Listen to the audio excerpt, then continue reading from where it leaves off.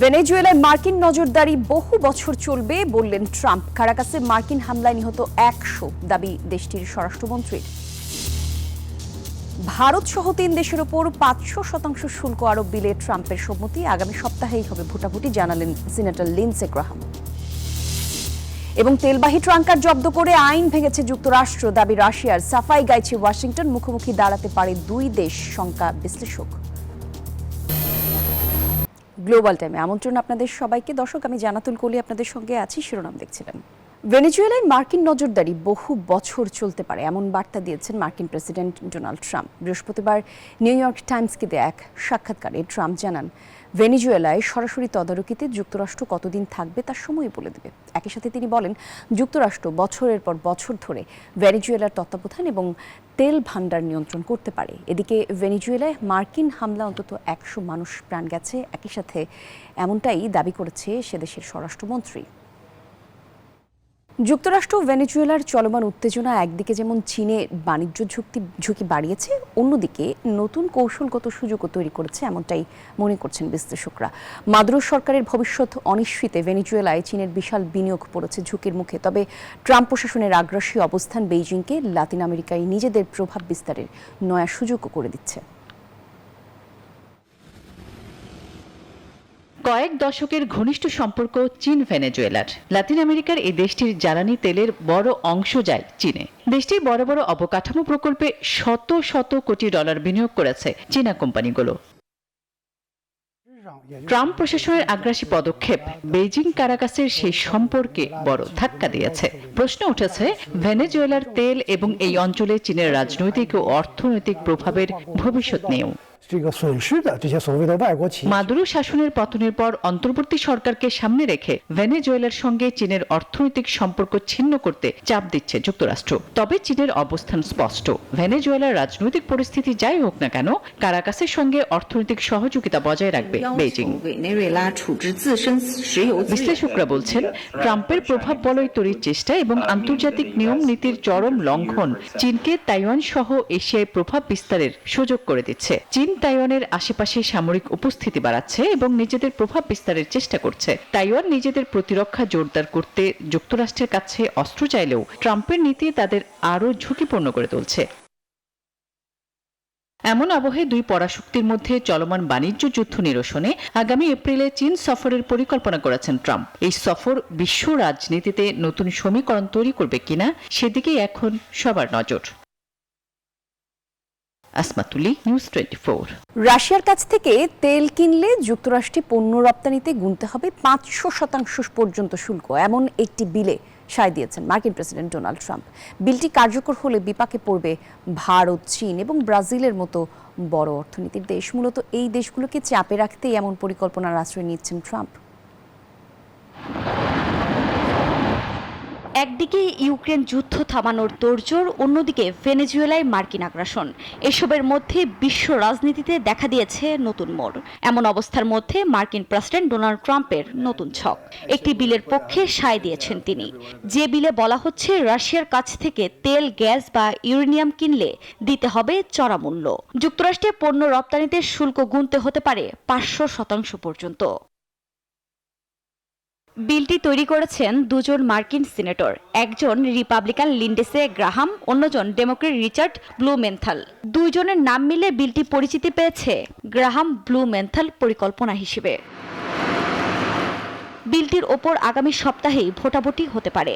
এতে ট্রাম্পকে এমন ক্ষমতা দেওয়া হয়েছে যার বলে সর্বোচ্চ 500% পর্যন্ত শুল্ক এবং দ্বিতীয় পর্যায়ে নিষেধাজ্ঞা দিতে পারবেন তিনি। বলা হচ্ছে, বিলটি পাশ হলে রাশিয়ার সঙ্গে বিপাকে পড়বে ভারত, চীন ও ব্রাজিলের মতো বড় অর্থনীতির দেশগুলো। মূলত রাশিয়া ও তাদের ঘেঁষা দেশগুলোকে চাপে রাখতেই এমন পরিকল্পনায় সায় দিয়েছেন ট্রাম্প। বিশ্লেষকরা বলছেন, বিলটি পাশ হলে বিশ্ব বাণিজ্যের সমীকরণ পুরোপুরি পাল্টে যেতে পারে। আফরিন মৌ, নিউজ 24।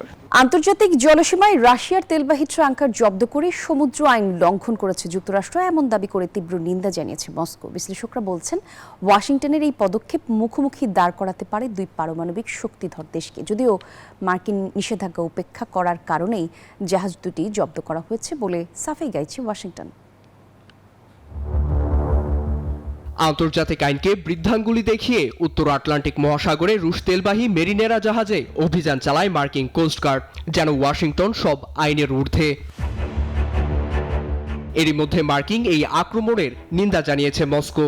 এক বিবৃতিতে রুশ পরিবহন মন্ত্রণালয় জানায়, 1982 সালে জাতিসংঘের সমুদ্র আইন অনুযায়ী উন্মুক্ত সমুদ্রে নৌযান চলাচলের স্বাধীনতা রয়েছে।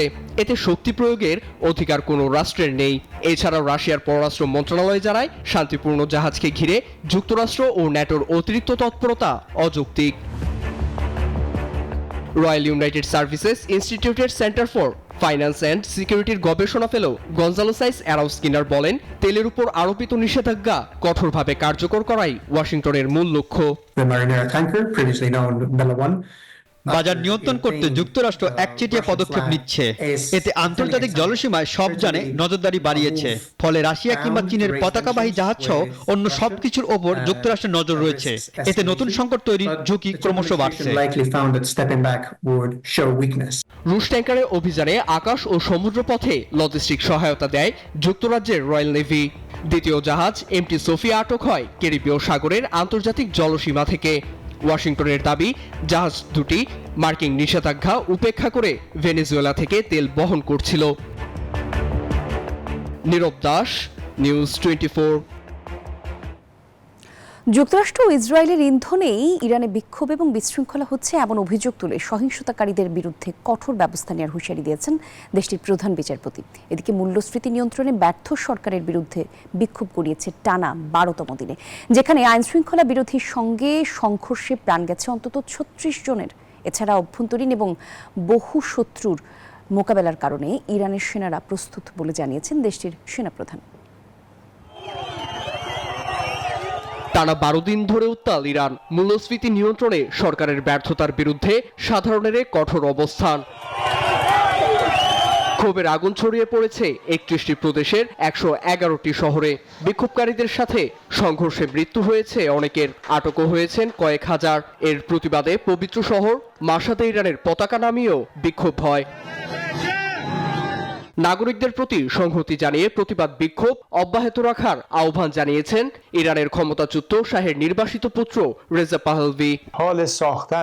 ইরানের নাগরিকদের বলছি, আপনারা বৃহস্পতি ও শুক্রবার নিজেদের অবস্থান থেকে প্রতিবাদ চালিয়ে যান। নিরাপত্তা বাহিনীর কাছে আমার প্রশ্ন, আপনারা দেশবাসীর পাশে নাকি শাসকদের দলে?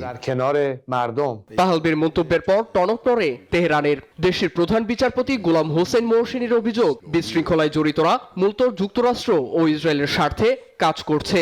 সহিংসতায় লিপ্তরা ছাড় পাবে না বলে হুঁশিয়ারি দেন তিনি। অন্যদিকে সেনাবাহিনীর প্রধান মেজর জেনারেল আমির হাতামি হুঁশিয়ারি দিয়ে বলেন, ইরানের সামরিক প্রস্তুতি আগের চেয়ে কয়েক গুণ বেশি শক্তিশালী।